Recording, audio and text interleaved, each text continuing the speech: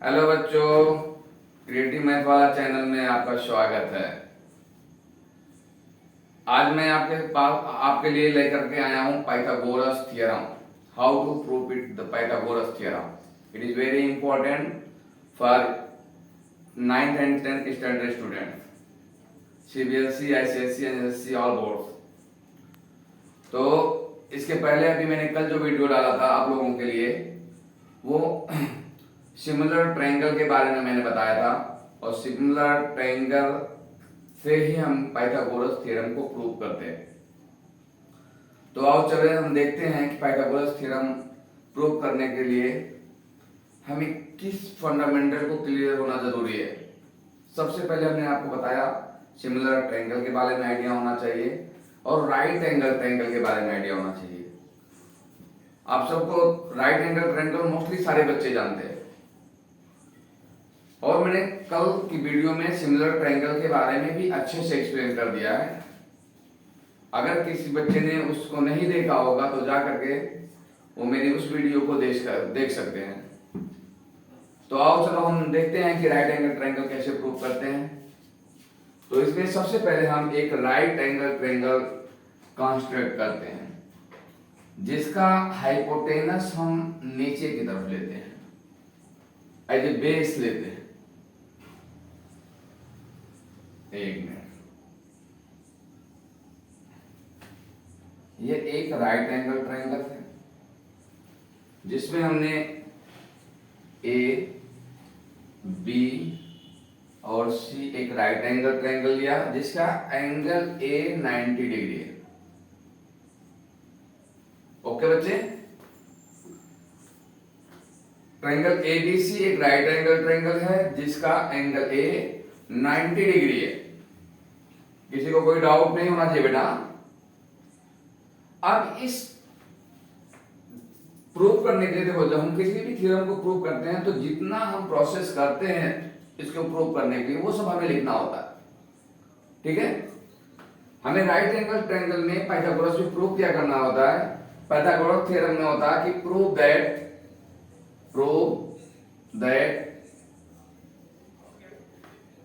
in a right angle triangle ABC में, in ABC hypotenuse का square यानी BC का square is equal to AB का square plus AC का square. यही हमें प्रूव करना होता है कि prove that if triangle ABC a right angle triangle, then prove that BC का square is equal to AB का स्क्वायर प्लस AC का स्क्वायर। ठीक है, अब हम जब इसको प्रूफ करते हैं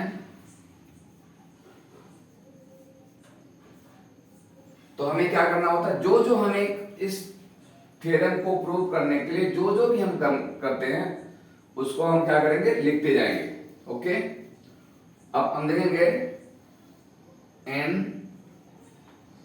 गिवन क्या है। इसमें गिवन क्या है, गिवन हम लिख देंगे पहले triangle A B C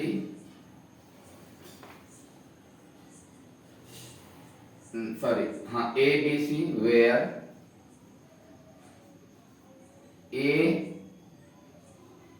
is 90 degree. हम ऐसे लिखेंगे बेटा, गिवन है triangle ABC where A is 90 degree. That means अब ए का एंगल अगर इसका 90 डिग्री है then it will be right angle triangle. अब उसके बाद अब हमें कंस्ट्रक्ट करने के लिए क्या करना है, इसको कंस्ट्रक्ट, इसको प्रूव करने के लिए क्या करेंगे,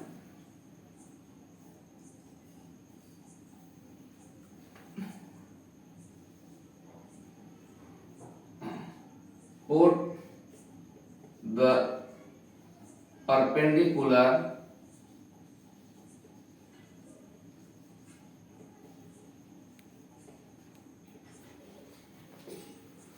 ऑन BC, ठीक है। या draw the perpendicular on BC। अब आप फ्रॉम वर्टेक्स ए वर्टेक्स से BC के ऊपर हम एक परपेंडिकुलर डालेंगे,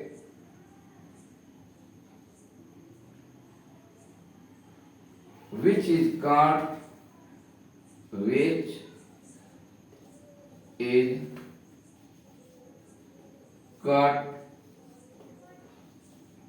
point D,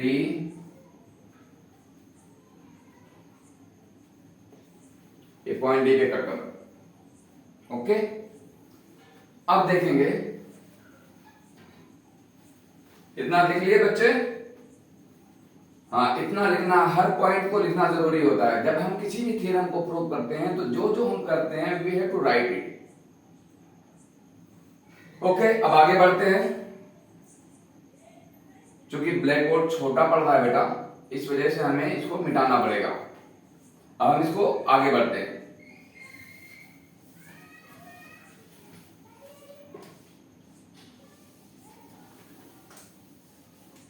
परपेंडिकुलर डाल दिया हमने। अब देखें, अब हमें लिखना है, यहां पे हमें कितना ट्रायंगल्स मिला, ट्रायंगल्स ADB, ट्रायंगल्स ADC और एक ट्रायंगल्स ऑलरेडी ABC है। Here I get triangle ABC, triangle ADB and triangle ADC। हमें यहां पे 3 ट्रायंगल्स मिल रहे बेटा। अब हमें देखना है, मैंने ऑलरेडी इसी वजह से सिमिलर ट्रायंगल कल बताया, तो मैं अब सिमिलर ट्रायंगल में ज्यादा कुछ नहीं जाऊंगा, सिर्फ लिखता ही जाऊंगा। Triangle ABC is similar triangle, ये सिमिलर ट्रायंगल का साइन होता है बेटा, triangle ADB। Triangle ABC is similar triangle ADB। तो अगर ABC और ADB सिमिलर ट्रायंगल हैं, कल जैसे मैंने बताया था, आज वो फिर मैं एक बार बताना चाह रहा हूं कि सिमिलर ट्रायंगल की प्रॉपर्टी होती है उसके दो एंगल एक साइड और दो साइड एक एंगल इक्वल होंगे। अब आप देखेंगे ABC में क्या क्या इक्वलिटीज है, ये साइड दोनों में कॉमन है तो इक्वल होंगे। इसका एक एंगल 90 डिग्री है, ये इक्वल होंगे, और ये एंगल भी ADB एंड ABC में भी कॉमन है तो ये भी एंगल इक्वल है। तो दो एंगल और एक साइड हो गए, तो जब दो एंगल और एक साइड इक्वल हो गए तो ये सिमिलर ट्रायंगल होगा। तो जब सिमिलर ट्रायंगल्स होंगे तो इनकी करस्पॉन्डेंस साइड में जो रेशियो होगा वो प्रोपोर्शन में होंगे, दैट मींस इक्वल होंगे। प्रोपोर्शन मींस इक्वल होंगे। देन हम क्या लिख सकते हैं बेटा, जब ये सिमिलर ट्रायंगल्स हैं तो AB upon AD, AB upon BD is equal to BC upon AB। ऐसा क्यों लिखा गया बेटा कि देखो ट्रायंगल ADB में AB साइड क्या है, हाइपोटेनस है, BD क्या है, बेस है। हमने कौन सा एंगल लिया, यही एंगल, क्रॉस, इसी के क्रॉसपॉन्डिंग एंगल और साइड, यानी यही एंगल दोनों ट्रायंगल के लिए लेना है। तो AB upon BD is equal to BC upon AD, यानी इसके हाइपोटेनस और बेस में जो रेशियो होगा वही इस बड़े वाले ट्रायंगल के बेस और हाइपोटेनस में, बीसी हाइपोटेनस है और एबी बेस हुआ, क्योंकि हमने एंगल बेस उसी एंगल साइड को हम मानते हैं जिस एंगल के करस्पॉन्डिंग हम बात करते हैं। आप बोल सकते हैं कि हम इसको क्यों नहीं मान लिया बेटा, क्योंकि हम इस सी एंगल की बात नहीं कर रहे हैं। इस ट्रायंगल के लिए ये बी एंगल कॉमन है, that is it will be the corresponding angle and that side will be the corresponding side. Okay बेटा, आई थिंक आप सबको समझ में आ रहा होगा। अब देखो हम इसको क्रॉस मल्टीप्लाई करें, A B into A B is equal to B C into B D. मैंने क्रॉस मल्टीप्लाई किया बेटा, आप सबको क्रॉस मल्टीप्लाई तो मालूम होगा। अब ये इसको और हम सॉल्व करेंगे, ए बी और ए बी दोनों बेस है कि हमें मालूम है कि हर नंबर पे एक का पावर होता है, तो दोनों का मल्टीप्लाई हो जाएगा, तो ये ए बी का स्क्वायर हो जाएगा is equal to B C into B D. ये इक्वेशन नंबर 1 फॉर्म हो गया। अब हम दूसरे ट्रायंगल को लेंगे। दूसरा ट्रायंगल एडीसी और एबीसी भी सिमिलर ट्रायंगल है। कैसे सिमिलर है? इसका एक एंगल 90 डिग्री, इसका भी एक एंगल 90 डिग्री, सिमिलरिटी की एक प्रॉपर्टी। दूसरा, एसी दोनों ट्रायंगल में कॉमन है, एंगल सी भी एबीसी और एडीसी दोनों में कॉमन है, दैट मीन ये भी ट्रायंगल सिमिलर ट्रायंगल्स है। एबीसी एंड एडीबी भी क्या है? सिमिलर ट्रायंगल्स हैं। इसको मैं मिटा रहा हूं बेटा, आप लोग बहुत ध्यान से समझना। अगर इसको समझ गए तो फिर आपके बहुत सारे प्रॉब्लम सॉल्व हो जाएंगे, और इस तरह राइट एंगल ट्रायंगल से रिलेटेड कोई भी क्वेश्चन आप बहुत आसानी से कर सकते हो।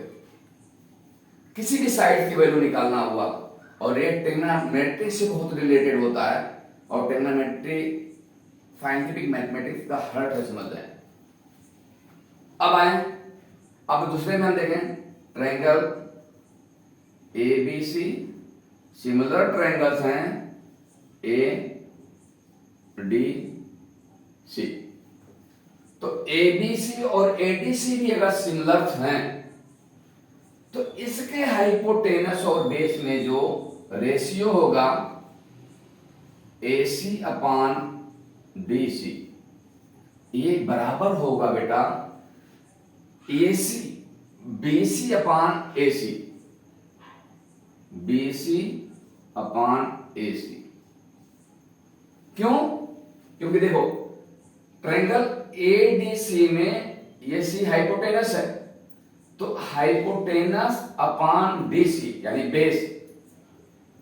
अब इस बड़े वाले ट्रायंगल में भी हाइपोटेनस इसका ये है, BC है, और बेस एंगल की, इस एंगल की बात नहीं, तो इस एंगल की करस्पॉन्डिंग साइड क्या है? AC है।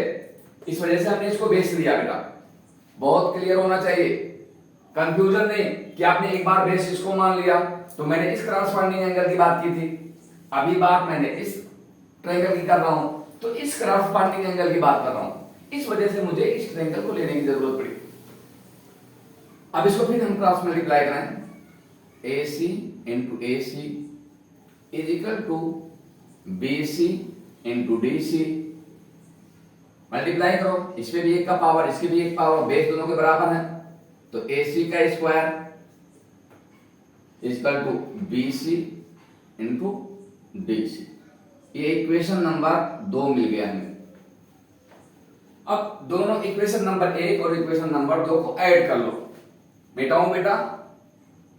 आप लोगों को समझ में आ रहा होगा, आप नोट करते चले। ऐड इक्वेशन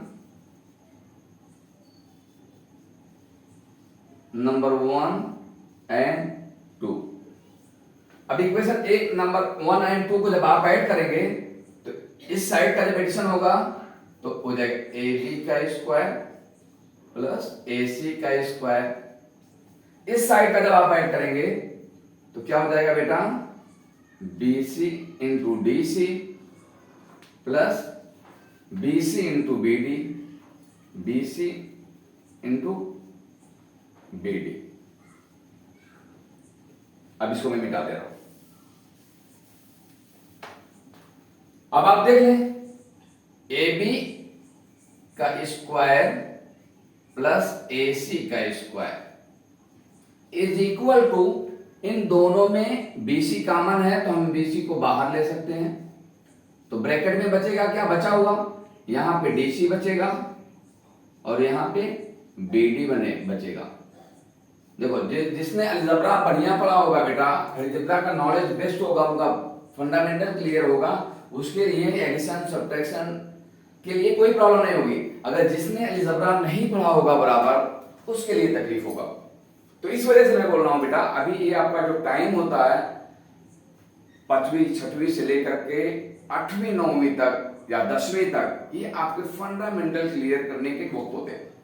आपने इसमें जितना बेहतर फंडामेंटल क्लियर कर लिया, उतना ही ज्यादा अच्छे से आप चीज को समझ सकते हैं। क्योंकि आप देखेंगे ना कि आप बोल सकते हैं कि सर इसका क्या, आपके जो आपके अराउंड में सबका इस्तेमाल नहीं होगा, आपके डेली रूटीन में ये सब की इस्तेमाल नहीं होगा, लेकिन इसका साइंटिफिकली बहुत मतलब इसकी वैल्यू होती है। तो आज का जमाना साइंस का है बेटा, हमें हर चीज को थ्रोली पढ़ना है। और आज के जैसे वक्त में इतनी ज्यादा सहूलत होने के टाइम में अगर आप अपने आप को बेहतर इंप्रूव नहीं कर पाएंगे, तो ये हम सब के लिए अनफॉर्चुनेट ही बोलिए, क्योंकि आप ही हमारे देश के फ्यूचर्स हैं।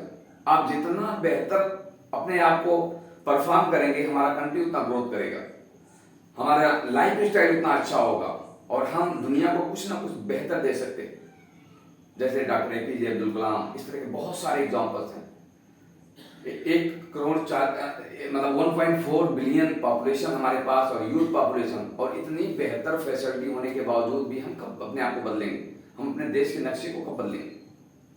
आज वो वक्त है। इस वजह से आप पढ़ें बेहतर से और बेहतर जो है समझ रखें, कामयाबी आपकी कदम चूमेगी और ये देश आपके ऊपर गर्व करेगा इंशाल्लाह। हाँ, तो आगे आप देखें, ये DC plus BD, DC plus BD क्या है बेटा, BD प्लस DC या DC प्लस BD, आप दोनों तरफ से कोई भी बोले, यानी ये डिस्टेंस है, ये डिस्टेंस भाई BD प्लस DC किसके बराबर है, BC के बराबर है बेटा। और इसमें तो DC प्लस BC के जगह पे हम क्या रख सकते हैं, यहां पे आप लिख सकते हैं DC plus BD is equal to BC। अब यहां पे इसको इक्वेशन नंबर 3 मान लो। पुट द वैल्यू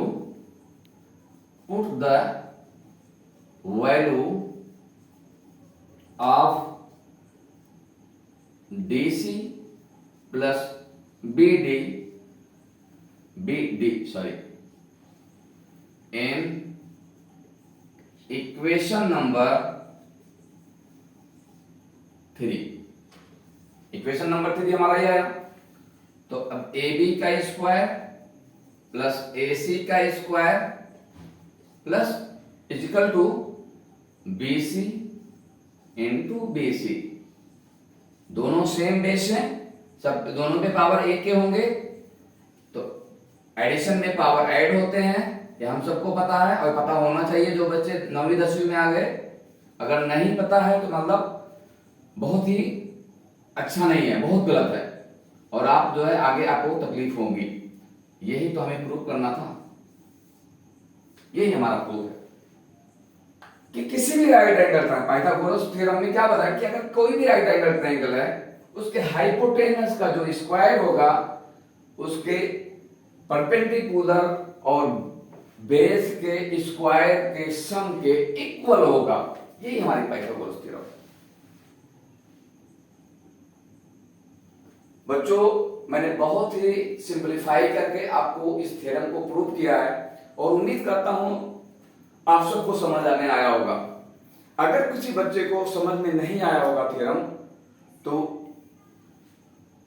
तो वो जो है मतलब मुझे मेल कर सकते हैं, मैं इससे भी बेहतर और सिंपलीफाई करने की कोशिश करूंगा। और आपसे जो है जो भी मुझसे हो सकता है, जितना भी बेहतर हो सकता है, मैं उसमें और कुछ मॉडिफाई करके बताने की कोशिश करूंगा। इसको मैं ज्योमेट्रिकल मेथड से भी प्रूव करके बताऊंगा। अभी तो मैं ये थ्योरेटिकल मेथड से प्रूव किया, ज्योमेट्रिकल मेथड से भी इसको प्रूव किया कैसे किया जाता है। अगर आप लोगों का मतलब मुझे मैसेज मिल रहा है, आपको ऐसा लग रहा है कि इसको ज्योमेट्रिकल मेथड से भी प्रूव करना चाहिए, तो आप मुझे मेल करें, मैं जरूर इसको ज्योमेट्रिकल मेथड से प्रूव करके भी दिखाऊंगा। अगर किसी को कुछ और इसमें पूछना है या कुछ, वो मेल कर सकते हैं और कमेंट कर सकते हैं। और प्यारे बच्चों, आप अपने दोस्तों से या अपने पेरेंट्स से या आपके भी जो रिलेटिव्स वगैरह हैं, उनसे भी बोल करके इस चैनल को लाइक करें, सब्सक्राइब करें और बेल आइकॉन दबा दें, ताकि ये हमारी जो भी वीडियो मैं बनाऊं आपके मतलब मैथमेटिक्स, साइंस या इंग्लिश से रिलेटेड, वो आप तक पहुंचते रहें, आप इसका फायदा उठाएं और अपना बेसिक इंप्रूव करें। Thank you.